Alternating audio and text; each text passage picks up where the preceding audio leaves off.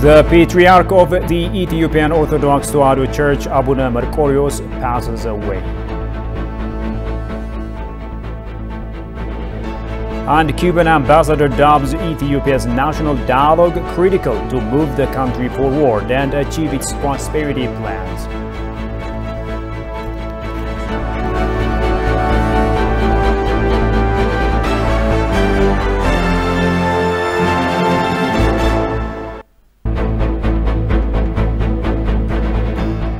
Greetings everyone and welcome to Addis News Hour with the news. I'm Shifarao Lako. Do stay with us. And we begin our news with the following sad story. The fourth Patriarch of the Ethiopian Orthodox Tewahedo Church, Abuna Merqorios, has passed away. Abuna Merqorios returned home after 27 years of exile in the U.S. in 2018. He was the fourth Patriarch of the Ethiopian Orthodox Church, chosen after the death of Abuna Tekle Haymanut in May 1988. His Holiness Abuna Merqorios taught in the highest religious teachings, including Dugwa in monasteries, and served the church at several positions with strong spiritual devotion for several decades at home and abroad. The Patriarch was receiving medical treatments over the weeks.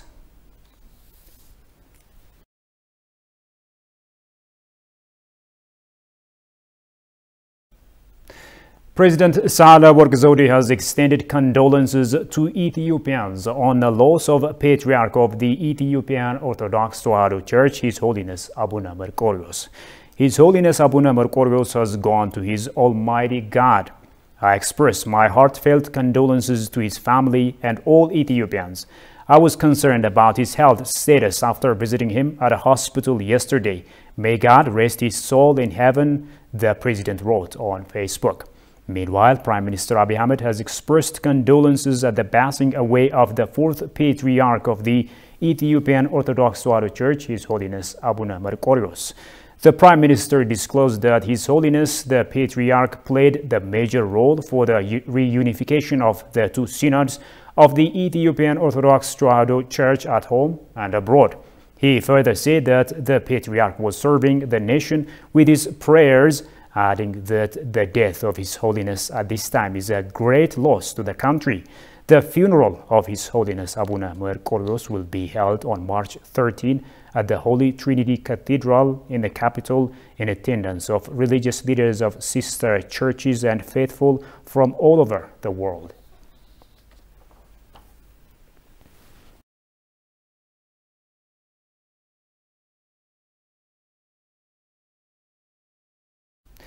In a development story, the Russian ambassador to Ethiopia, Yevgeny Terekhin, has expressed condolences over the passing away of the fourth Patriarch of the Ethiopian Orthodox Tewahedo Church. On behalf of the Embassy of the Russian Federation in Ethiopia and on my own, I express sincerest and deepest condolences to all who mourn the passing away of the fourth Patriarch of the Ethiopian Orthodox Tewahedo Church, His Holiness Abuna Merqorios, the ambassador stated. His role in preserving and augmenting the role of the Ethiopian Orthodox Tewahedo Church is invaluable, and his legacy is precious. His decease is a great loss for the whole Orthodox world. We grieve with the people of Ethiopia, the ambassador said.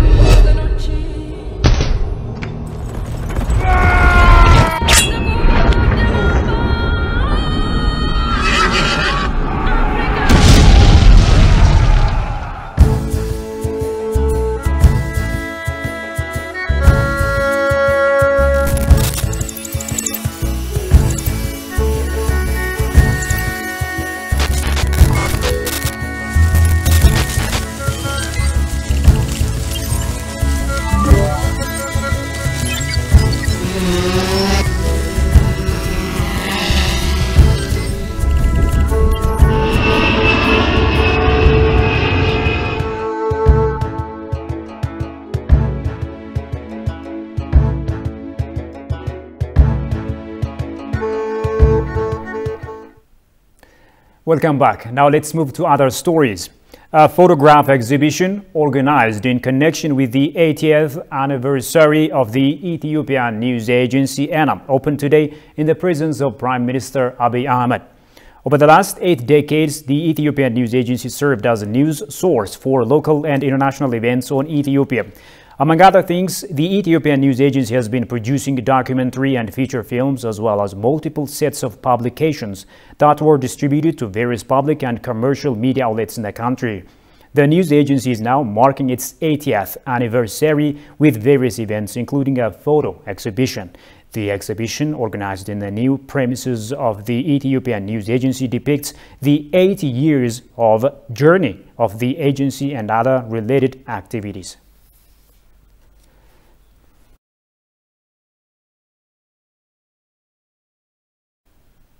The government of Ethiopia announces plan to repatriate 102,000 Ethiopians who are in appalling conditions in the detention centers and prisons of Saudi Arabia.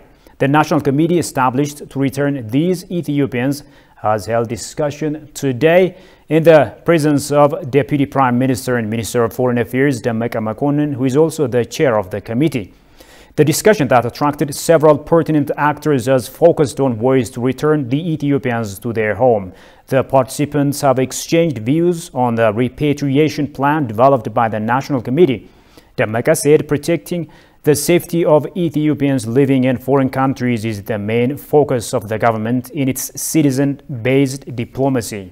He also mentioned the discussion held between the government of Saudi Arabia and Ethiopian delegation that comprised of religious leaders and government officials on ways to repatriate the Ethiopians in Saudi Arabia located in prisons and other detention centers. Accordingly, divisions of tasks have been assigned among the pertinent federal and regional institutions in order to repatriate some 102,000 Ethiopians from Saudi Arabia, Dammaqe added. It is estimated that about 750,000 Ethiopians are now living in Saudi Arabia, and 300,000 of them are legal, while the remaining have entered that country illegally.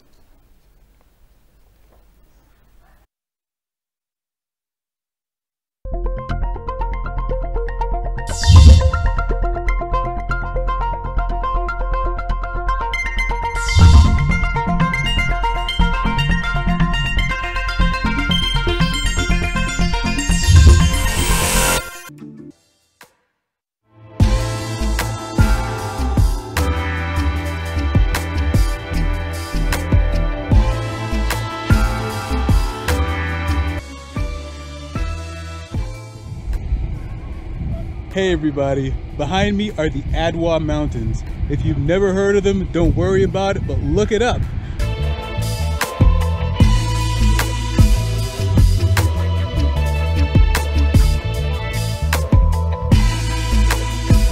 We just climbed to the top of a very small hill, felt like a mountain, to go see the best viewpoint of the battle site. I am slightly out of breath, I don't know if you can tell, and might have on improper shoes.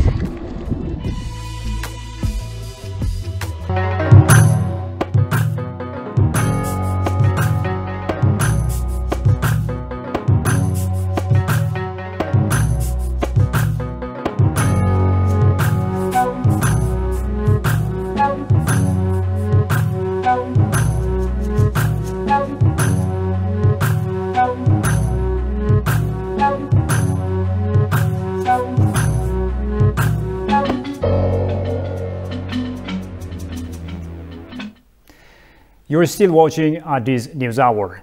The Cuban ambassador to Ethiopia recalls that in the expansion move of Somalia's Ziad Barre, the Ethiopian troops, with the support of the Cuban combatants, defeated the aggression against the territorial integrity of Ethiopia. The ambassador also recalls that 163 Cuban soldiers' lives were claimed during the war. The ambassador also highlights the importance of long-lasting bilateral relations, which Cuba needs to pursue. Tigist Nisa has more on that. During the war that took place between Ethiopia and Somalia in 1977, which is known as Ogaden War, in the former Soviet Union, South Yemen and Cuba stood in solidarity with Ethiopia. At that time, nearly 1,500 Soviet Union's advisors and 50,000 Cuban soldiers were in the front line fighting Somalia's aggression. The Cuban ambassador to Ethiopia, Jörg Lefebvre, on an interview with ETV, expressed that Cuba helped Ethiopia in multiple ways and 163 Cuban soldiers' lives were claimed during the war. We had diplomatic relations and we have good relations with Ethiopia, but we have good relations as well with Somalia at that moment. And Fidel Castro himself, he came here to Ethiopia and then he traveled to Somalia and he talked to both president authorities of the government at that moment, just to avoid the war. He said he started some diplomatic negotiation just to avoid the war. He got some commitment from Somalia that they will not go to war to Ethiopia, but things happen in a different way. So that, let's say that peace negotiations proved to be futile. I mean, nothing, they vanish. And then in 1977, I think in April 1977, Somalia launched his invasion to occupy the Ogaden region, the desert there, the south. And the government of Ethiopia make a solicitation to Cuba to help, to assist, because Somalia has a very good army at that moment. So very good army with good technology. We can say, this is my personal appreciation, that the army of Somalia was in better condition, better training than the army in Ethiopia at that moment. And we also were very disappointed with the Somalia position. So we advised them not to do it. So Somalia and Ethiopia, they share a very common history. They are brothers. They are countries that, like today, they are brothers. That the war has no sense. So we tried to avoid the war, but Somalia did it, and then we were very disappointed. And when the government made the solicitation to Cuba, we decided to increase our military presence in Ethiopia. The ambassador noted that the two countries have a long-lasting bilateral relations, and whenever Ethiopia goes through rough patches, that Cuba have always stood in solidarity with Ethiopia.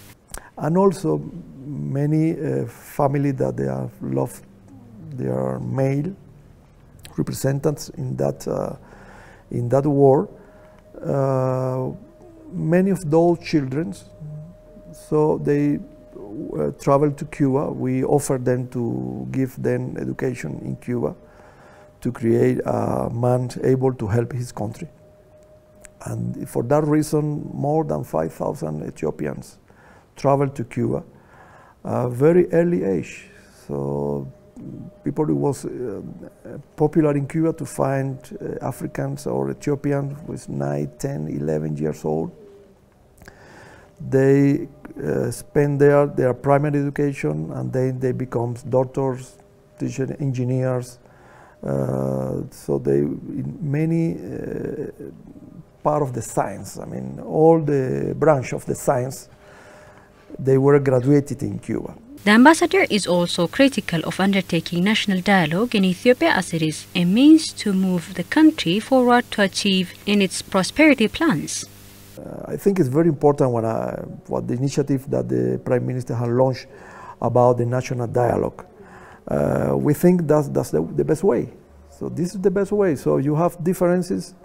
Okay, let's sit down like brothers and sisters. Let's discuss it, and I am sure that you can reach a point where you understand each other. So no problem. But no need to go to conflict, war, violence, kill people, and also that has to be done by yourself.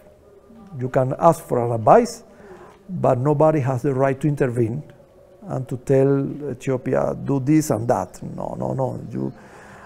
I repeat, you can ask advices if you like, but nobody has the right to come and tell you have to do this and that. Ethiopia-Cuba bilateral relations started in the year 1975. Since then, the two countries were working jointly in a number of diplomatic bilateral relations. Now, the political dialogue and reconciliation efforts of the government of Ethiopia are laudable. That's according to the Pakistani ambassador to Ethiopia, Shahzad Abbas. In an exclusive interview with the Ethiopian news agency, the ambassador has appreciated the political dialogue and reconciliation efforts of the government. Abbas stressed that all these steps and agreements are vital to strengthen democracy, establish rule of law, and ensure the rights of citizens of the country. The ambassador further pointed out that he has no doubt that the efforts of the government will bring positive results to consolidate the integrity of this very important country of Horn of Africa. Not only in the Horn of Africa, but it will also have trickle-down effects in the neighboring regions, which are badly embroiled in different kinds of internal strife.